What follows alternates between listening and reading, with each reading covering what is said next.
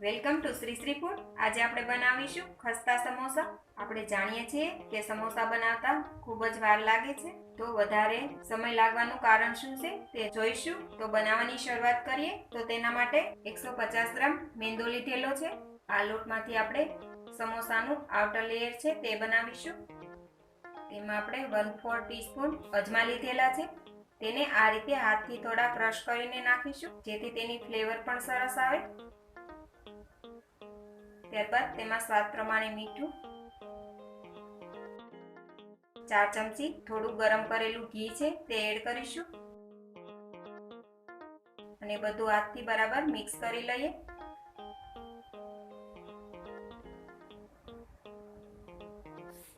આ રીતે બધે જ બરાબર ઘી લાગી જાય ત્યાં સુધી મિક્સ કરી હવે તેમાં થોડું થોડું પાણી નાખતા જશું અને તેનો કઠણ લોટ બાંધીને તૈયાર કરી લઈએ।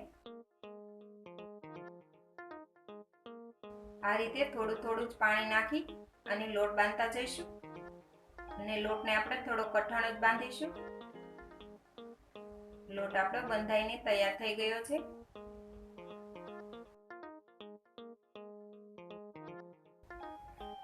હવે તેને કોટનનું ભીનું કપડું કરી ઢાંકીને 15 થી 20 મિનિટ માટે રેસ્ટ આપીશું।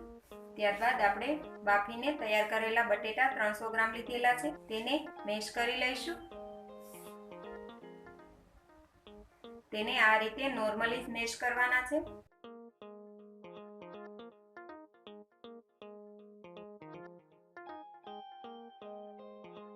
બટેટાને આપણે આ રીતે જ આખા ભાંગા રહે એ રીતે જ મેશ કરવાના છે। હવે તેનો વઘાર કરીશું। હવે એક કઢાઈ લઈ તેમાં 2 ચમચી તેલ એડ કરીશું। તેલ ગરમ થઈ જાય એટલે તેમાં જીરું નાખીશું। હવે તેમાં આદુ મરચાંની પેસ્ટ એડ કરી દઈએ। તેની સાથે આખા ધાણા ક્રશ કરેલા છે સારી રીતે મિક્સ કરી લઈએ, સાંતળી લઈએ। હવે નાખીશું બાફેલા વટાણા, તેની સાથે જ લાલ મરચું પાવડર, હળદર પાવડર,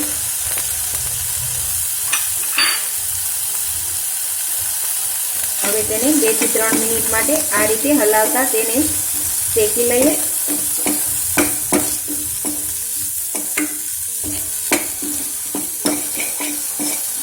તમને તીખું વધારે પસંદ હોય તો તમે લાલ મરચું અથવા તો લીલું મરચું વધારે એડ કરી શકો છો।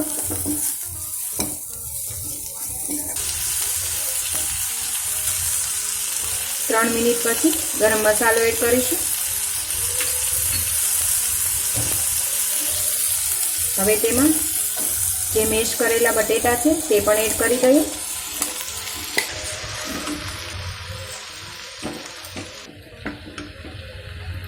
સ્વાદ પ્રમાણે મીઠું,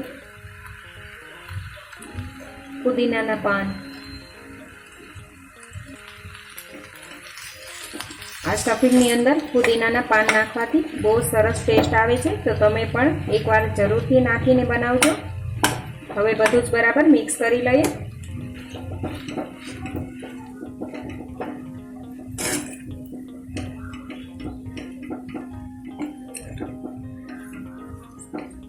હવે એને સ્લો ગેસ પર 2 થી 3 મિનિટ માટે આ રીતે ચડવા દઈશું, જેથી મસાલાના સ્વાદ બધા જ બટેટામાં મિક્સ થઈ જાય।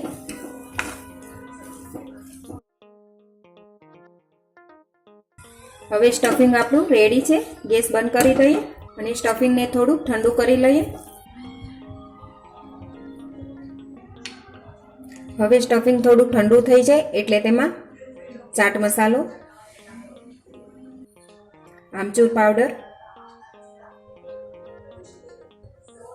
કોથમીર, હવે બધું મિક્સ કરી લઈએ। ચાટ મસાલો, આમચૂર પાવડર એ લાસ્ટમાં જ નાખીશું, જેથી સમોસાનો ટેસ્ટ એકદમ સરસ આવે। અને બધા જ મસાલા તમારા ટેસ્ટ પ્રમાણે પ્લસ માઇનસ કરી શકો છો।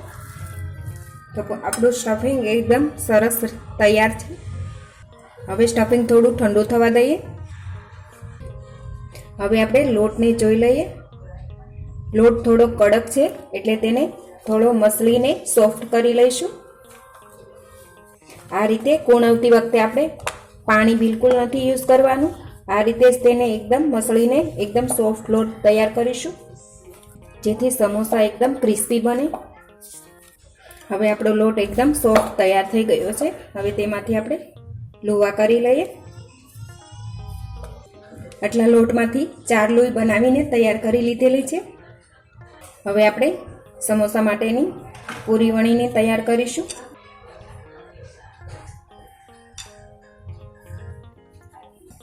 સમોસાને સીલ કરવા માટે પાણી લીધેલું છે.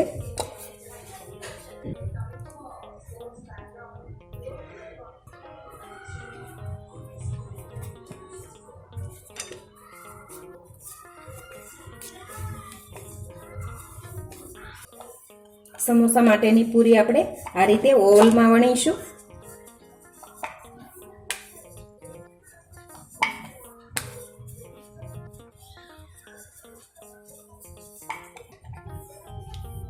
આ રીતે આપણે વણીને તૈયાર કરી લઈએ. આ રોટલીને આપણે વધારે જાડી પણ નહીં અને પાતળી પણ નહીં, એ રીતે વણીને તૈયાર કરીશું. હવે તેને વચ્ચેથી કટ કરી લઈએ.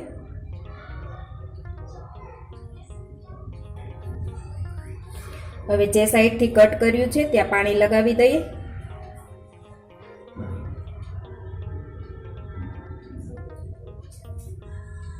અને તેને આ રીતે પેક કરીશું. આ રીતે આપણે કોન જેવું બનાવીને તૈયાર કરી લઈએ. આપણે આને બરાબર પેક કરીશું, જેથી તળતી વખતે તે ખુલી ના જાય.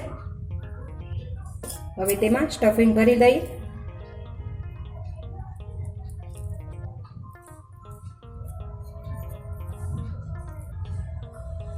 હવે અહીંયાથી આપણે સમોસાને આ રીતે પેક કરી દઈએ.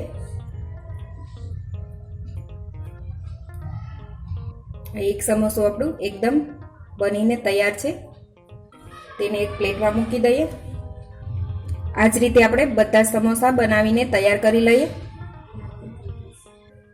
હવે આપણા બધા સમોસા બનીને તૈયાર છે. હવે આપણે તેને તળી લઈએ. તેલ આપણું ગરમ થઈ ગયું છે. સમોસા તળવા માટે મૂકતા જઈએ.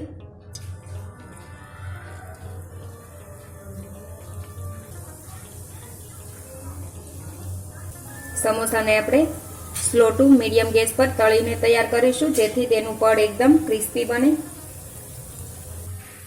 1 મિનિટ માટે આમ જ તેને તળાવા દઈશું. ત્યારબાદ તેને પલટાવી લઈએ.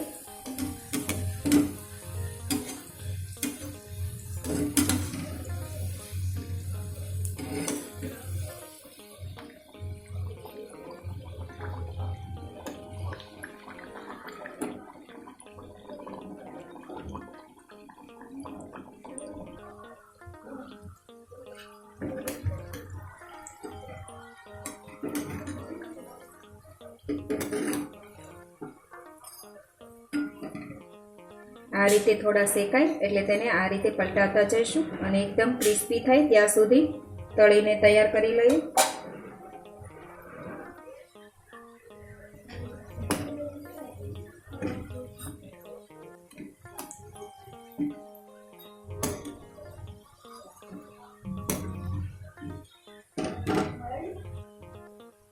આ રીતે ધીમા ગેસ પર તળવાથી સમોસા એકદમ ક્રિસ્પી તળાઈને તૈયાર થાય છે અને લોટ પણ કાચો નથી રહેતો.